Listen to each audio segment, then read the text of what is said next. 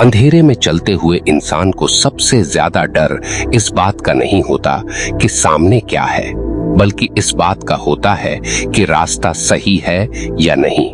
जीवन भी ऐसा ही है। हर कदम पर सवाल है, जो मैं कर रहा हूं उसका फल कब मिलेगा, और जो मेरे साथ हो रहा है वह किस कारण हो रहा है। यही है पितृपक्ष और कर्म का रहस्य। आप सोचिए, हर बार जब हम कोई काम करते हैं तो समझते हैं कि बस यहीं खत्म हो गया, लेकिन शास्त्र कहते हैं न हि कश्चित क्षणमपि जातु तिष्ठत्य कर्मकृत, अर्थात इंसान चाहे या न चाहे हर पल कर्म करता है और हर कर्म का लेखा जोखा बनता है। अब पितृपक्ष का रहस्य समझिए। यह सिर्फ श्राद्ध या पिंडदान भर नहीं है। यह समय है जब आपकी आत्मा और आपके पूर्वजों की आत्मा के बीच का अदृश्य संबंध जागता है। यह वो खिड़की है जहां आपके कर्म और आपके कुल के कर्म एक साथ मिलकर असर डालते हैं। कभी सोचा है कुछ लोग जन्म से ही संघर्ष में क्यों होते हैं, जबकि कुछ लोग बिना मेहनत किए सब पा लेते हैं? यह सिर्फ कर्म नहीं, यह पितृकर्म भी है।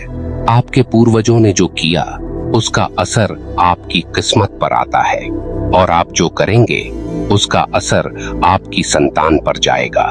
यह कोई अंधविश्वास नहीं है। सोचिए, अगर एक इंसान गलत आदतों में डूब जाए तो उसका परिवार भी उस बोझ को ढोता है। उसी तरह जब पूर्वजों के अधूरे कर्म, अधूरी इच्छाएं या अधूरे ऋण होते हैं तो उसका बोझ वंशज पर आता है।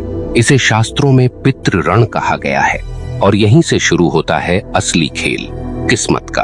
आपके कर्म और आपके पितरों के कर्म मिलकर आपके जीवन की दिशा तय करते हैं। अगर आप भी मानते हैं कि हर इंसान अपनी किस्मत को सिर्फ मेहनत से नहीं बल्कि अपने पूर्वजों की शक्ति से भी बदल सकता है, तो इस वीडियो को लाइक जरूर करें और कमेंट में लिखिए, मैं अपने पितरों का आशीर्वाद चाहता हूं। अब आगे बढ़ते हैं।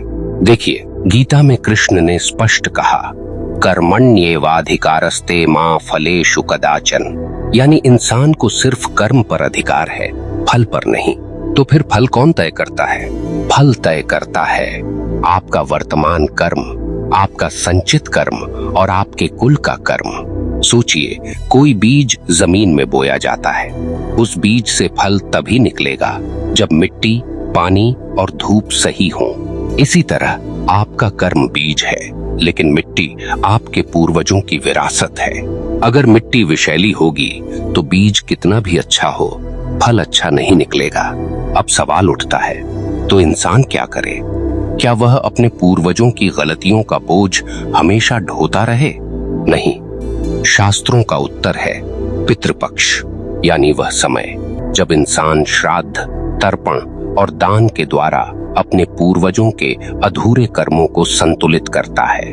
आप देखिए, यह सिर्फ एक धार्मिक कर्मकांड नहीं है, यह एक मनोवैज्ञानिक और आध्यात्मिक विज्ञान है। जब आप अपने पूर्वजों को याद करते हैं तो आपके भीतर कृतज्ञता की भावना जगती है, और कृतज्ञता जीवन को शुद्ध करती है, क्योंकि जिस इंसान में कृतज्ञता नहीं है उसका कर्म हमेशा स्वार्थ से दूषित रहेगा, और दूषित कर्म फल भी दूषित ही देगा। आपने सुना होगा, कई घरों में अचानक पैसों की तंगी शुरू हो जाती है। कुछ घरों में बच्चों के विवाह नहीं होते, कहीं संतान की प्राप्ति नहीं होती, कहीं बीमारी ऐसे चिपक जाती है कि लाख इलाज करो छूटती ही नहीं। क्या ये सब यूं ही होता है? नहीं। शास्त्र कहते हैं कभी कभी यह पितृदोष का परिणाम होता है। अब कठोर बात सुनिए, अगर कोई यह सोचे कि मैं पूजा पाठ नहीं करूंगा, दान नहीं करूंगा, बस अपने कर्म पर भरोसा करूंगा, तो यह अधूरा दृष्टिकोण है, क्योंकि आपके कर्म का आधार भी आपके पूर्वजों की कृपा से आता है। आपकी सांसें तक उस परंपरा की देन है। इसलिए पितृपक्ष का महत्व है। यह समय है जहां आप अपने कुल की जड़ों से जुड़ते हैं। जैसे पेड़ की जड़ें सूख जाएं, तो शाखाएं चाहे जितनी हरी हों, टिकती नहीं। उसी तरह अगर आपके पितृ अशांत हैं, तो आपका जीवन कभी संतुलित नहीं होगा। अब सोचिए, पितृपक्ष में श्राद्ध क्यों किया जाता है? क्यों ब्राह्मणों को भोजन कराया जाता है? क्यों जल में तिल और पिंड अर्पित किए जाते हैं? इसका उत्तर सीधा है। जल प्रवाह का प्रतीक है, तिल पवित्रता का, भोजन संतोष का, और ब्राह्मण ज्ञान और धर्म का प्रतीक है। जब यह सब मिलकर अर्पित किया जाता है तो यह सिर्फ एक क्रिया नहीं बल्कि ऊर्जा का संतुलन है। आप इसे एक आध्यात्मिक लेन देन समझिए। जैसे बैंक में ऋण चुकाने पर बोझ हल्का होता है, वैसे ही पितृकर्म चुकाने पर आत्मा का बोझ हल्का होता है। और जब आत्मा का बोझ हल्का होता है तब किस्मत का रास्ता खुलता है। लेकिन ध्यान दीजिए, यह कोई जादू नहीं है, यह सिर्फ कर्म का गहरा विज्ञान है। जो करता है वही पाता है। अगर आप सोचते हैं कि बिना कर्म किए सब मिल जाएगा तो यह धोखा है। पितरों का आशीर्वाद तभी मिलेगा जब आप सच्ची श्रद्धा और कृतज्ञता से कर्म करेंगे। अब आप सोच रहे होंगे, क्या सिर्फ श्राद्ध करने से सब ठीक हो जाएगा? नहीं, श्राद्ध केवल एक साधन है। असल परिवर्तन तब होता है जब आप अपने जीवन में धर्म और सद्गुण को अपनाते हैं, वरना यह कर्मकांड केवल दिखावा बनकर रह जाएगा। सच तो यह है, पितृपक्ष याद दिलाता है कि इंसान अकेला नहीं है। उसकी नसों में सिर्फ खून नहीं बल्कि पीढ़ियों का इतिहास बह रहा है, और जब वह उस इतिहास का सम्मान करता है तभी उसका भविष्य उज्जवल होता है। सोच कर देखिए, जीवन कितना अजीब है। इंसान अपने हर दुख का कारण बाहर ढूंढता है, कभी समाज में, कभी रिश्तों में, कभी नसीब में। लेकिन असलियत यह है कि दुख और सुख का बीज हम खुद बोते हैं और उसका असर कई पीढ़ियों तक चलता है। यही तो पितृकर्म और भाग्य का रहस्य है। अब एक सवाल उठता है, अगर पितृदोष है तो क्या यह सजा है? नहीं, यह चेतावनी है। जैसे शरीर में दर्द संकेत देता है कि कहीं बीमारी है, वैसे ही जीवन में रुकावट संकेत देती है कि कहीं पितृकर्म अधूरे हैं। आप गौर कीजिए, हमारे शास्त्रों में 3 ऋण बताए गए हैं, देव ऋण, ऋषि ऋण और पितृ ऋण। इनमें सबसे गहरा पितृ ऋण है, क्योंकि देव और ऋषि तो सबको आशीर्वाद देते हैं, लेकिन पितृ का आशीर्वाद वही पाता है जो वंशज बनकर कृतज्ञता निभाए। अगर कृतज्ञता टूट जाए तो पीढ़ियां संघर्ष में फंस जाती हैं। यहाँ एक कठोर सत्य समझिए, जो इंसान अपने पितरों का सम्मान नहीं करता, उसका जीवन धीरे धीरे सुख से खाली हो जाता है। हो सकता है उसके पास धन हो पर संतोष नहीं, शक्ति हो पर शांति नहीं, रिश्ते हों पर अपनापन नहीं। क्योंकि जो अपने स्रोत को भूल जाता है वह स्वयं भी धीरे धीरे खोखला हो जाता है। अब सवाल है, अगर पितृदोष है तो इसका निवारण कैसे? शास्त्र कहते हैं 2 उपाय हैं। पहला, श्राद्ध, तर्पण और दान। दूसरा, अपने जीवन को धर्ममय बनाना, क्योंकि याद रखिए, केवल तर्पण से सब पूरा नहीं होगा। अगर इंसान अपने वर्तमान कर्मों को सुधारता नहीं तो श्राद्ध अधूरा है। जैसे कोई कर्जदार सिर्फ ब्याज चुकाए और मूलधन ना चुकाए तो ऋण खत्म नहीं होता, उसी तरह सिर्फ रस्मों से काम नहीं चलेगा, आचरण भी शुद्ध होना चाहिए। यहाँ गीता की एक गहरी बात ध्यान दीजिए, उद्धरेदात्मनात्मानम नात्मानम व सादयेत, अर्थात इंसान को खुद ही ऊपर उठाना होगा, कोई दूसरा नहीं उठाएगा। पितरों का आशीर्वाद सिर्फ मार्ग खोलता है, चलना तो इंसान को ही पड़ता है। आप सोचिए, क्यों पितृपक्ष में श्राद्ध का इतना महत्व है? क्यों यह कहा गया है कि श्राद्ध न करने से पितर अशांत रहते हैं? असल में यह बात सीधे सीधे ऊर्जा से जुड़ी है। आपके पूर्वज आपकी आत्मा से जुड़े हैं। जब आप उनका स्मरण और तर्पण करते हैं तो आप उस ऊर्जा को संतुलित करते हैं। यह आपके अवचेतन मन तक असर करता है और अवचेतन मन ही आपकी किस्मत की दिशा तय करता है। उदाहरण के लिए, किसी घर में लगातार झगड़े हों तो यह सिर्फ स्वभाव की समस्या नहीं है, यह कई बार पितरों के अशांत होने का संकेत होता है। जब आप श्राद्ध करते हैं तो आपके भीतर क्षमा और कृतज्ञता की भावना आती है और यह भावना घर का वातावरण बदल देती है। झगड़े धीरे धीरे कम हो जाते हैं। यही है असली रहस्य। अब एक और कठोर सत्य सुनिए, पितृपक्ष केवल अर्पण करने का समय नहीं है बल्कि आत्मनिरीक्षण करने का भी समय है। क्योंकि जब आप अपने पितरों को याद करते हैं तो आपको यह सोचना चाहिए कि आपने अपने जीवन में क्या बीज बोए हैं। आपके कर्म ऐसे हैं कि आपकी संतानें आपको गर्व से याद करेंगी या फिर बोझ समझकर आपकी आत्मा को कोसेंगी। याद रखिए, हम सब भी भविष्य के पितृ हैं। आज जो हम कर रहे हैं वही कल हमारे बच्चों और उनके बच्चों पर असर डालेगा। अगर हम लोभ, स्वार्थ और अन्याय के बीज बोएंगे तो वह ऋण उन्हें ढोना पड़ेगा, और अगर हम धर्म, दया और सत्य के बीज बोएंगे तो वही आशीर्वाद उनकी किस्मत बनाएगा। यानी पितृपक्ष सिर्फ पूर्वजों का सम्मान नहीं है, बल्कि यह चेतावनी भी है कि जो रास्ता हम चुनते हैं वही आने वाली पीढ़ियों का भविष्य बनेगा। अब आप सोच रहे होंगे, क्या कर्म और किस्मत वाकई इतने गहरे जुड़े हैं? तो एक उदाहरण लीजिए। मान लीजिए किसी ने अपने जीवन में अधर्म किया। उस अधर्म से न केवल उसकी आत्मा दूषित हुई, बल्कि उसका परिवार भी उस बोझ को ढोने लगा, क्योंकि अधर्म का असर सिर्फ करने वाले तक सीमित नहीं रहता, यह पूरे कुल की ऊर्जा को प्रभावित करता है, और यही असर आगे की पीढ़ियों की किस्मत में जुड़ जाता है। अब अगर कोई यह कहे कि कर्म तो मैंने किया, मेरे बच्चों को क्यों भुगतना पड़े, तो उत्तर है, यह कोई सजा नहीं बल्कि ऊर्जा का नियम है। जैसे आग लगाने वाला सिर्फ खुद नहीं जलता, उसके आसपास भी आग फैलती है। उसी तरह अधर्म का प्रभाव केवल करने वाले पर नहीं, उसके वंशजों पर भी पड़ता है। लेकिन इसमें एक सुंदर सत्य छुपा है। अगर अधर्म का असर आगे बढ़ सकता है तो धर्म का असर भी आगे बढ़ सकता है। अगर पाप वंश को दूषित कर सकता है तो पुण्य भी वंश को शुद्ध कर सकता है।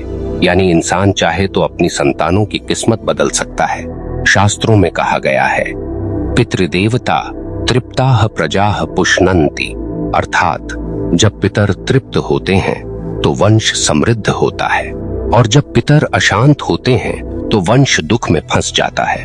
अब सवाल उठता है, क्या पितर सचमुच हमारे कर्म में हस्तक्षेप करते हैं?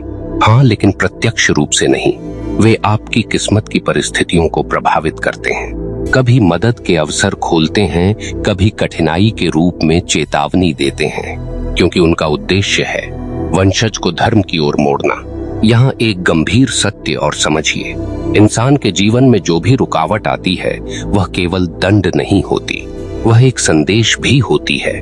जैसे कोई पिता अपने बेटे को गलती पर डांटता है तो वह नफरत से नहीं बल्कि सुधार की चाह से करता है। उसी तरह पितरों की असंतुष्टि भी आपको सुधारने का संकेत है। लेकिन अगर इंसान संकेत को समझे ही नहीं तो उसकी किस्मत लगातार भारी होती जाती है। इसलिए पितृपक्ष को हल्के में लेना भूल है। यह वह समय है जब आप अपने कर्म और अपने कुल के कर्म दोनों को संतुलित कर सकते हैं। ध्यान दीजिए, हमारा जीवन केवल हमारा नहीं है। हमारी सांसों में हमारे पूर्वजों की यात्रा चल रही है, और हमारी संतानों की सांसों में हमारी यात्रा चलेगी। यानी जीवन सिर्फ आज तक सीमित नहीं है, यह एक श्रृंखला है। इस श्रृंखला को शुद्ध करना ही पितृपक्ष का उद्देश्य है। तो अब आप समझ गए होंगे, पितृपक्ष और कर्म केवल धार्मिक कर्मकांड नहीं है, यह आपकी किस्मत की चाबी हैं। अगर आप इन्हें समझकर जिएंगे तो आपका जीवन बदल जाएगा। जरा गहराई से सोचिए, जीवन केवल वर्तमान का खेल नहीं है।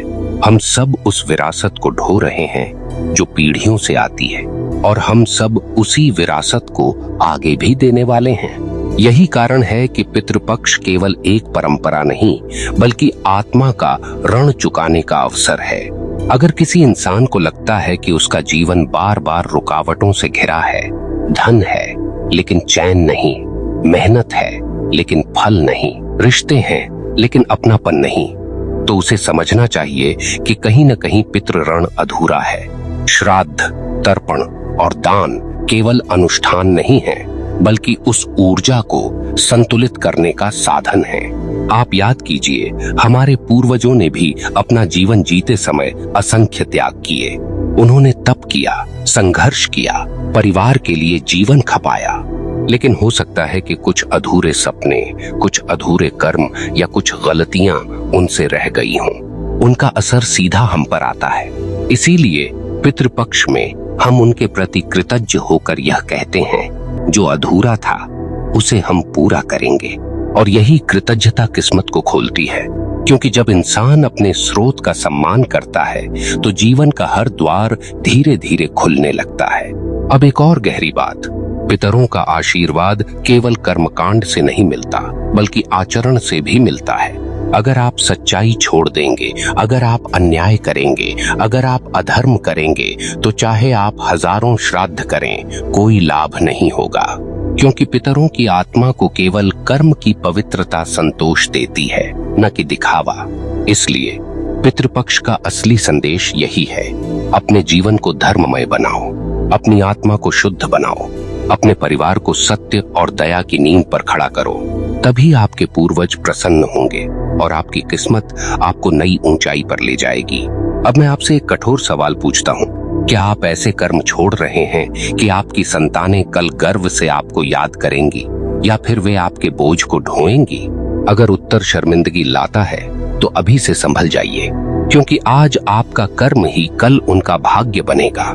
यही पितृपक्ष हमें सिखाता है कि कर्म की श्रृंखला केवल आप तक सीमित नहीं है, यह आपके बाद भी चलेगी, और इसे धर्म, श्रद्धा और कृतज्ञता से संतुलित करना ही सबसे बड़ा दायित्व है।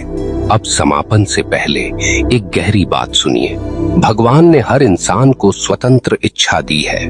पितृदोष भी एक तरह का संकेत है कि आपको अपने जीवन का मार्ग बदलना है। आप अगर उस संकेत को समझते हैं और धर्म की राह पकड़ते हैं तो आपकी किस्मत बदलना तय है। लेकिन अगर आप जिद में अंधे होकर चलते रहे तो आपका जीवन और संतानों का जीवन दोनों उलझेंगे।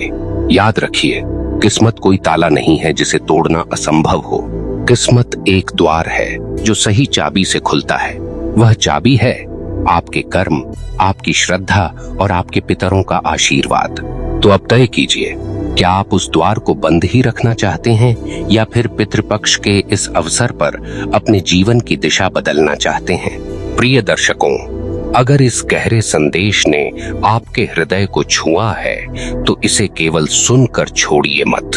अपने पितरों को याद कीजिए, कृतज्ञ बनिए और अपने कर्मों को धर्म की राह पर मोड़िए। फिर देखिए कैसे आपकी किस्मत आपके सामने नए द्वार खोल देगी। वीडियो पसंद आया हो तो इसे लाइक जरूर कीजिए और कमेंट में लिखिए, मैं अपने पितरों को श्रद्धांजलि अर्पित करता हूँ, क्योंकि यही भाव आपके जीवन को बदलने की शुरुआत बनेगा। आप देख रहे थे भक्ति के मार्ग, जहां हर शब्द आपको आपकी आत्मा और ईश्वर के और करीब ले जाता है। धन्यवाद दोस्तों।